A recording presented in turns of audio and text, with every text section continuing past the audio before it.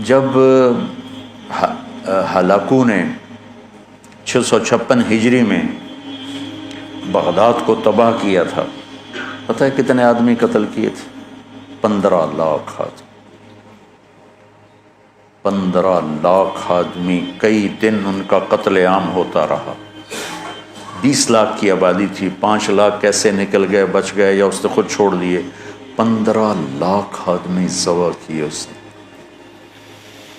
اور اس کے پیچھے بے شمار جو چل رہی تھی نافرمانی، اس میں ایک بڑی نافرمانی فرقہ واریت تھی، اور شیعہ سنی فساد اور شافی حنفی فساد، مالکی حنبلی فساد۔ اب تو چونکہ اللہ نے ایسے بلاک بنا دیے کہ جو شوافے ہیں ان کا بلاک الگ ہو گیا، احناف کا بلاک الگ ہو گیا، حنبلیوں کا الگ ہو گیا، مالکی افریقہ میں چلے گئے، حنفی وسط ایشیا میں آ گئے، شافی مشرق بعید میں چلے گئے، حنبلی بلاد عرب میں چلے گئے، تو ان کی آپس میں کوئی وہ پھینک سینگ نہیں پھنستے ہیں۔ لیکن چونکہ شیطان نے تو محنت کرنی ہے، تو اہل السنت والجماعت ہو کر آپس میں اتنے لڑائیاں ہیں، اور مختلف جتنے بھی مکاتب فکر ہیں سب کے آگے مختلف مکاتب فکر ہیں، اور وہ آپس میں نفرتوں تک پہنچے ہوئے ہیں اور بغض تک پہنچے ہوئے ہیں۔ یہی حال بغداد کا تھا، یہ حال بغداد کا تھا۔ اللہ مجھے بڑے بول اور دعوے سے بچائے۔ بچوں، تاریخ پڑھے بغیر دین سمجھ میں نہیں آتا پوری طرح۔ آدمی عبرت نہیں لے سکتا، سبق نہیں لے سکتا، صرف فقہ میں گم ہو کر ایک عجیب قسم کی وہ مخلوق بن جاتا ہے۔ پورا قرآن سامنے ہو، پوری نبی کی سیرت سامنے ہو، تاریخ سامنے ہو، تو فیصلہ کرنا آسان ہوتا ہے۔ بغداد کو تحقیق کر دیا ہلاکو خان نے، کہ اس کے پیچھے بڑا سبب یہ آپس کے روزانہ مناظرے ہوتے تھے۔ 317 ہجری میں، 317 یعنی ابھی خیر القرون ختم ہوا ہی تھا، بغداد میں حنبلی اور غیر حنبلی مناظرے میں اس قدر فساد ہوا کہ سینکڑوں آدمی قتل ہو گئے، ایک دوسرے کی جان کے ایسے درپے ہوئے۔ دونوں طرف سے اہل سنت ہیں، لیکن ایک دوسرے کی گردنیں اڑا دی، اور یہ عام ہونے لگے۔ تو اللہ تعالیٰ کی طرف سے وہ عذاب بن کر آیا 656 ہجری میں۔ اس نے سارے بغداد کی اینٹ سے اینٹ بجا دی، اور ساری کتابیں اٹھا کے دریائے دجلہ میں ڈال دی۔ دریائے دجلہ کا پانی 1 مہینے سیاہ ہو کے بہتا رہا، اتنی کتابیں اس نے ڈال دی۔ اور اللہ نے ایسا رعب ڈال دیا مسلمانوں پر کہ 40 آدمی کھڑے ہوئے ہیں، اور ایک تاتاری مغل کہتا ہے سارے یہیں کھڑے رہو، میں تلوار لے کے آ کے تمہیں قتل کرتا ہوں۔ اس کے ہاتھ میں تلوار بھی نہیں ہے، وہ تلوار لینے جاتا ہے، وہ 40 وہیں کھڑے ہوئے ہیں، بھاگتے بھی نہیں ہیں، واپس آ کر 40 کی گردن اڑاتا ہے۔ میں مستند کتابوں سے البدایہ سے آپ کو بتا رہا ہوں۔ اللہ کے نبی نے 4 دعائیں مانگی، مسجد اجابہ، اب وہ حرم میں شامل ہو گئی، توڑ دیا اس کو۔ مدینہ میں، یا اللہ میری امت پہ تیرا ایسا عذاب نہ آئے جو انہیں ختم کر دے۔ اللہ نے کہا قبول ہے۔ یا اللہ ان پر کوئی زمینی ایسا عذاب نہ آئے جو انہیں ختم کر دے۔ اللہ نے فرمایا قبول ہے۔ یا اللہ ان پر کوئی دشمن ایسا نہ آئے جو انہیں مٹا دے۔ اللہ نے فرمایا قبول ہے۔ یا اللہ ان میں آپس میں اختلاف نہ ہو۔ تو اللہ نے فرمایا نہیں میرے محبوب، یہ قبول نہیں، اختلاف ہوگا۔ یہ پیپر ہو رہا ہے، امتحان ہے، امتحان میں ہم دیکھیں گے کون حدود پہ قائم رہتا ہے، کون حدود کو پار کرتا ہے۔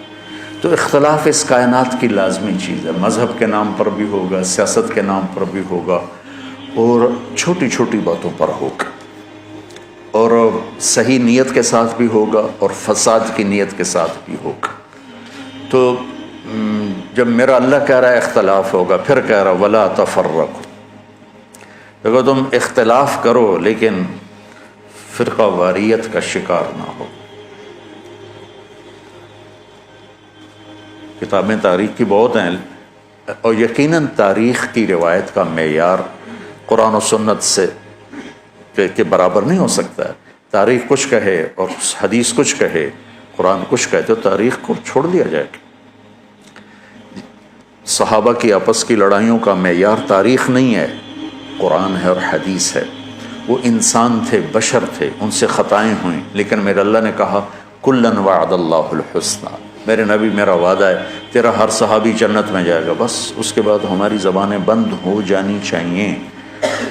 جن کو اللہ نے معاف کر دیا ہو، ہم ان پر زبان کھولیں گے تو ہلاک ہو جائیں گے، تباہ ہو جائیں گے۔ تو بچوں، آپ کو نصیحت کرتا ہوں، اور جو سن رہے ہیں، مسلمان بن کے چلو، اللہ کے واسطے فرقہ واریت کی لعنت سے نکلو نکلو نکلو، یہ ختم نہیں ہو سکتے۔ ہاں، ہم جڑ کے چلیں، اپنے اپنے مسالک پر چلتے ہوئے ایک دوسرے کو عزت دیں، احترام دیں۔ مولانا محمد قاسم نانوتوی رحمۃ اللہ علیہ، جنہوں نے دیوبند کی بنیاد رکھی، بہت بڑے مناظر تھے بر صغیر کے، ساری زندگی کسی مسلمان فرقے سے مناظرہ نہیں کی، ساری زندگی۔ حضرت تھانوی کے مواعظ 30 جلدوں میں ہیں، پڑھو۔ کسی پر رد کیا ہو ایسا بدتمیزی کے ساتھ اور اس طرح اس کی پگڑی اچھالی ہو، جن کے نام پر دیوبندیت قائم ہے، مولانا گنگوہی رحمۃ اللہ علیہ، یہ آج جو پھدک رہے ہیں ممبروں پر، یہ تو کوئی نہ ہمارے لیے بنیاد ہیں اور نہ یہ ہمارے لیے نمونہ ہے۔ 3 آدمی بنیادی ہستی رکھ، ایک حضرت تھانوی، ایک حضرت گنگوہی، ایک حضرت نانوتوی، یہ 3 آدمی پلر ہیں دیوبندیت کے۔ دیکھو انہوں نے کس طرح، اگر کہیں کسی کا رد بھی کیا ہے تو ایسے نہیں کیا کہ انسانیت سے گرا ہوا کلام ہو یا لہجہ ہو یا گفتگو ہو۔ اور مولانا قاسم صاحب رحمۃ اللہ علیہ نے ساری زندگی کسی مسلمان فرقے سے مناظرہ نہیں، ہندو سے کیا، سکھوں سے کیا، دہریوں سے کیا، عیسائیوں سے کیا، نیچریوں سے کیا، لیکن کسی مسلمان فرقے کے خلاف آپ نے مناظرہ نہیں کیا۔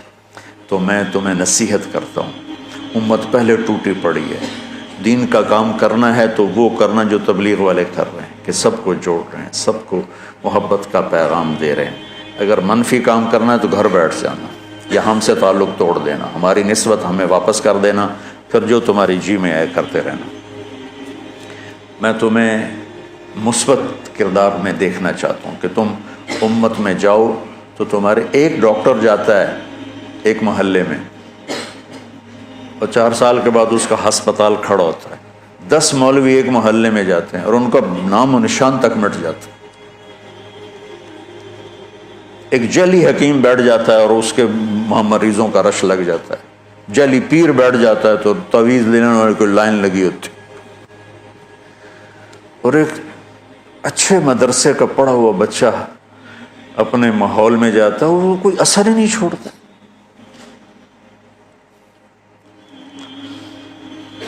تو بچوں، تھوڑی سی زندگی ہے، نفرتیں نہ پالو، بغض نہ پالو، حقارتیں نہ پالو،